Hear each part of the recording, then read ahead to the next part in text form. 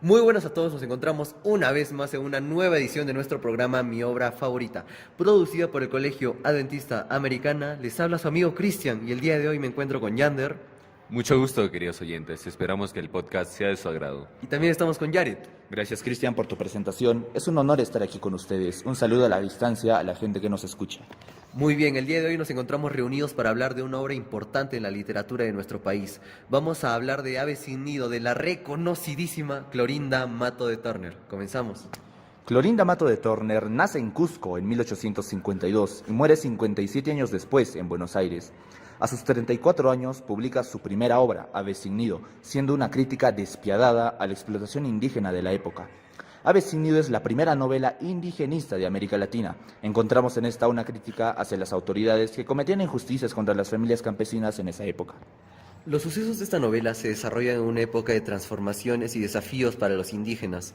Refleja las tensiones y conflictos generados por la interacción entre dos culturas completamente nuevas y diferentes, la indígena y la occidental. Clorinda Mato de Turner aborda problemáticas como la discriminación racial, explotación y lucha de los pueblos indígenas frente a la opresión. Para iniciar de una vez con esta obra, recordemos que este podcast tiene como propósito recordar el pasado y aprender de él, para así evitar repetir los errores que han marcado nuestra sociedad. Queremos crear un espacio donde podamos tomar conciencia y promover cambios positivos en las personas que nos escuchan. Y bueno, la historia comienza hablándonos de Marcela, una mujer pueblerina quien está muy atormentada por una gran deuda que pesa sobre ella y sobre su esposo Juan Yupanqui. Marcela busca ayuda en una familia con influencia en el lugar, los Marín, y estos, consternados por los abusos que les son contados hacia el pueblo, tratan de ayudar y citan en su casa al cura Pascual y al gobernador Sebastián Pancorbo. Cegados por el poder, estos se niegan creyendo que no están haciendo mal. Aquí vemos el mayor abuso de poder de la obra. El gobernador y el padre resentidos traen un plan para el asesinato de los Marín. Por la noche alguien gritará para que Isidro, el campanero, sin saber nada, toque esta y alerte a todo el pueblo. El plan transcurre, pero no como lo esperaban, porque son defendidos por Juan, quien es asesinado, y su esposa, quien es herida de muerte, la cual le cuenta un secreto a su benefactora con sus últimos alientos.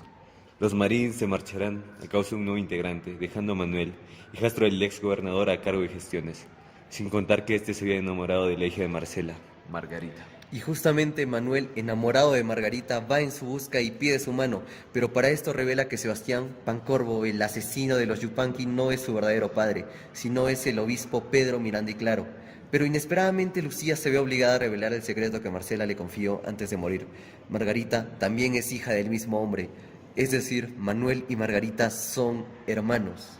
Uno de los temas que más me llamó la atención en esta obra es acerca del poder. Para ti, Cristian, ¿el poder es bueno o es malo? Yo creo que el poder podría ser bastante beneficioso, pero si se lo diésemos a las personas correctas. Y también, justamente para mí, ahí radica el problema, ya que las personas cuando adquieren poder o riquezas, influencia, se olvidan de dónde vienen, se olvidan de quiénes los apoyaron en un principio o quiénes eran sus compañeros.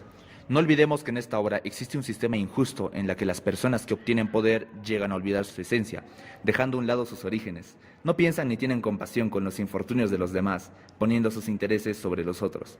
Como es en este caso, el padre mata a los Yupanqui, dejando a sus hijos como aves sin nido. Bueno, esto me recuerda una obra que leí el otro día, es Rebelión en la Granja, en la que pues se habla de cómo unos animales se liberan cansados de los abusos de su granjero, ¿verdad? Estos imponen un nuevo gobierno y dicen, no, todos vamos a ser iguales, vamos a mejorar juntos, pero al final los cerdos, quienes lideraban este movimiento, terminan volviéndose prácticamente lo mismo que los humanos, terminan maltratando a sus compañeros y ellos al inicio tenían una frase, ¿ok? Una norma que decía que todos los animales son iguales. Sin embargo, tal es el punto en la historia que al final esta frase termina diciendo lo siguiente: todos los animales son iguales, pero unos son más iguales que otros. Claro, Cristian, como tú dices, los animales están cansados de la inferioridad y del abuso del granjero. Muchas personas creen que tomar el poder con engaños y la fuerza es la solución para su libertad, pero esto no es emancipatorio, porque mantienen las mismas condiciones y factores que hacen estas divisiones en primer lugar. Lo único que hacen es cambiar de posición, pero el juego sigue siendo el mismo. Aunque ambos tienen un punto interesante, a mí me parece que el poder, como el dinero, no son ni buenos ni malos. Solo revelan la verdadera esencia de un ser. Citando al autor de Rebelión en la Granja, George Orwell, el poder no es un medio, es un fin. Uno no establece una dictadura para salvaguardar una revolución. Uno hace una revolución para establecer la dictadura. El objetivo de la persecución es la persecución. El objetivo de la opresión es la opresión. El objetivo del poder es el poder. Maravilloso. Y bueno, en la obra no solo se habla del poder, sino de la autenticidad, de los prejuicios con los que se les suele etiquetar a los indígenas.